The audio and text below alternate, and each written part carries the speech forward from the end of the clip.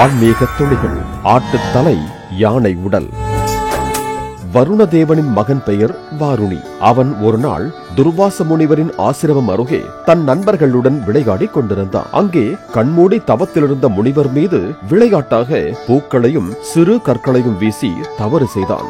துர்வாசரோ மிக கோபக்கார முனிவர். இப்படி பொருந்தாத செயலை செய்த நீ பொருந்தாத மிருகமாக கடவாய், ஆட்டுத்தலை யானை உடல் கொண்டு திரிவாய் என்று சாபமிட்டு விட்டார். அதிர்ச்சியடைந்த வாருணி அவர் காலில் விழுந்து மன்னிப்பு கேட்டான். தன் உருவத்திற்கு சாப விமோச்சனம் தரும்படி வேண்டினான். முனிவரும் மனம் இறங்கி சூரியன் ரத்தின ஆவுடையார் செய்து வழிபட்ட ஆதி ரத்தினேஸ்வரர் சிவ ஆலயத்திற்கு சென்று வழிபட்டால் சாப விமோச்சனம் கிடைக்கும் என்றார். அப்படித்தான் வாருணி ஆட்டுத் தலையுடனும் யானை உடலுடனும் ராமேஸ்வரம் அருகில் உள்ள ரத்தினேஸ்வரர் ஆலயத்திற்கு வந்து சிவபெருமானை வழிபட்டான். அவன் சாபம் நீங்கியது.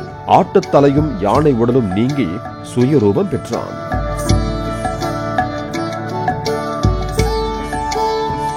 வாருணி சாபம் நீக்கிய இத்தலம் ஆடானை என்று பெயர் பெற்று திருவாடானை என்றானது. திரு பிளஸ் ஆடு பிளஸ் ஆணை, திருவாடானை. அந்த கோயிலே ராமநாதபுரம் மாவட்டத்தில் ராமேஸ்வரம் அருகில் உள்ள திருவாடானை ஆதிரத்தினேஸ்வரர் ஆலயம். இத்தலத்து இறைவனும் ஆடான நாதர் என்றும் அஜகஜேஸ்வரர் என்றும் போற்றப்படுகிறார். தேவலோகத்தில் உள்ள அமிர்தத்திலிருந்து ஒரு துளி இந்த இடத்தில் விழுந்ததால் இந்த ஊர் உண்டானது எனவும், இக்கோவில் 4 யுகங்களாக இருக்கும் கோவில் எனவும் திருவாடானை தலப்புராணம் கூறுகிறது.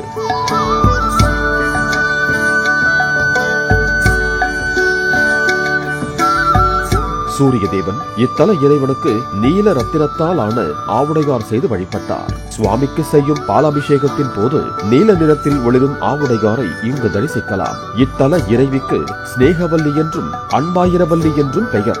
இந்த அன்னை சுக்கிரனுக்கு அதி தேவதையாவார். இதனால் சுக்கிரதோஷ நிவர்த்தி தலமாகவும் இத்தலம் விளங்குகிறது. இத்தலம் திருஞான சம்பந்தரால் பாடப்பெற்ற பாண்டிய நாட்டு தேவாரத்தலமாகும். வணங்குவோருக்கு முக்தி அளிப்பதால் முக்திபுரம் எனவும், சூரியன் வணங்கியதால் ஆதி ரத்தினேஸ்வரம் என்றும் வழங்கப்படுகிறது. ஆன்மீக துளிகள். ஆட்டுத்தலை, யானை உடல்.